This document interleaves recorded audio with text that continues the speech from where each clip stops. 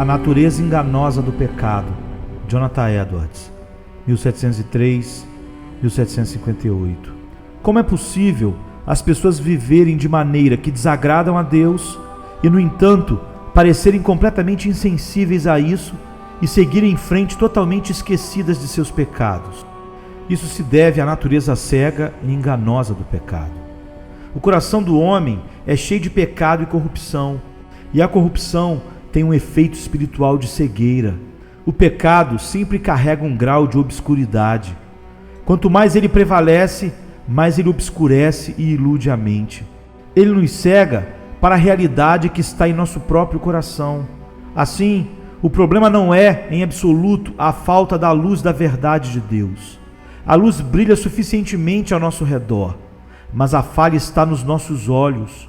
Estão obscurecidos e cegos pela incapacidade mortal que resulta do pecado. O pecado engana facilmente porque controla a vontade humana, e isso altera o julgamento. Quando a concupiscência prevalece, predispõe a mente para aprová-la. Quando o pecado influencia nossas preferências, ele parece agradável e bom. A mente é naturalmente predisposta a pensar que tudo que é agradável é correto. Portanto, quando um desejo pecaminoso vence a vontade, também lesa o entendimento. Quanto mais a pessoa anda no pecado, provavelmente mais a sua mente será obscurecida e cega. Assim é que o pecado assume o controle das pessoas. Portanto, quando elas não estão conscientes do seu pecado, fica extremamente difícil fazê-las enxergar o erro. Afinal de contas, o mesmo desejo maligno que as levou ao pecado as cegará. Quanto mais uma pessoa raivosa consente com a malícia ou com a inveja, mais esses pecados cegarão seu entendimento para que ela os aprove. Quanto mais um homem odeia o seu vizinho, mais ele tende a pensar que tem uma boa causa para odiar e que aquele vizinho é digno de ódio, que merece ser odiado e que não é seu dever amá-lo. Quanto mais prevalecem os desejos de um homem impuro, mais doce e agradável o pecado lhe parecerá, e mais ele tenderá a pensar que não há mal nisso. Semelhantemente, quanto mais uma pessoa deseja coisas materiais, provavelmente mais pensa que é desculpável por agir assim. Dirá a si mesma que precisa de certas coisas e que não pode viver sem elas. Se são necessárias, raciocina ela, não é pecado desejá-las. E as concupiscências do coração podem assim ser justificadas. Quanto mais prevalecem, mais cegam a mente e influenciam o julgamento que as aprova.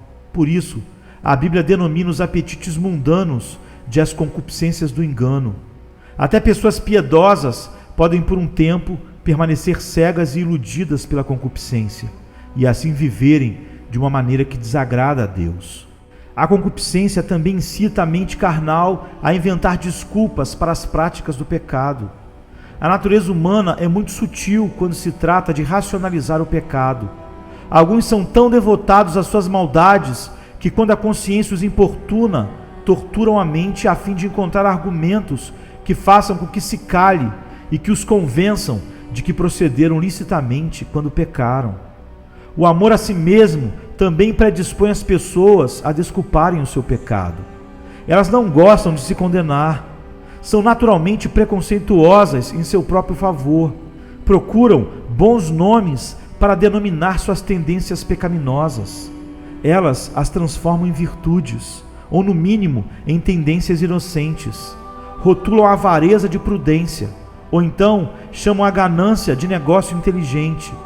Quando se alegram com a calamidade do próximo, fingem que é porque esperam que isso trará algum bem à pessoa. Se bebem muito, é porque sua constituição física o exige. Se caluniam ou falam do vizinho, afirmam ser zelosos quanto ao pecado.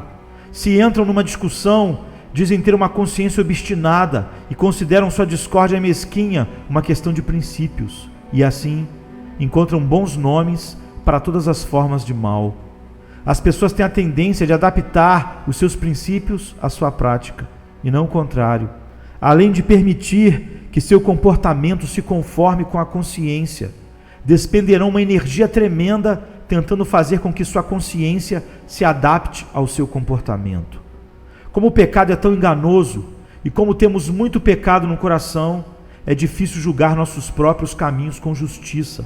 Por causa disso, deveríamos fazer um autoexame diligente e nos preocupar em descobrir se há algum caminho mau em nós.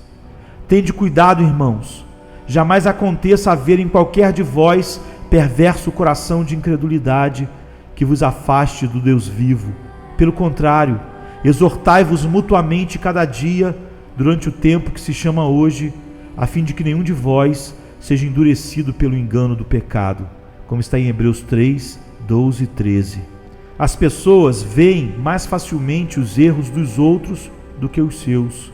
Quando veem os outros errarem, imediatamente os condenam, até mesmo enquanto se desculpam pelos mesmos pecados, conforme está em Romanos 2:1. Todos vemos um argueiro nos olhos dos outros e não a trave nos nossos olhos. Todo o caminho do homem é reto aos seus próprios olhos, diz Provérbios 21:2. Enganoso é o coração, mais do que todas as coisas, e desesperadamente corrupto, quem o conhecerá? Diz Jeremias 17:9. Não podemos confiar em nosso coração nesta questão. Em vez disso, devemos nos vigiar, interrogar nosso coração cuidadosamente e pedir a Deus que nos sonde completamente. O que confia no seu próprio coração é insensato. Provérbios 28, verso 26. A natureza enganosa do pecado. Jonathan Edwards, 1703-1758.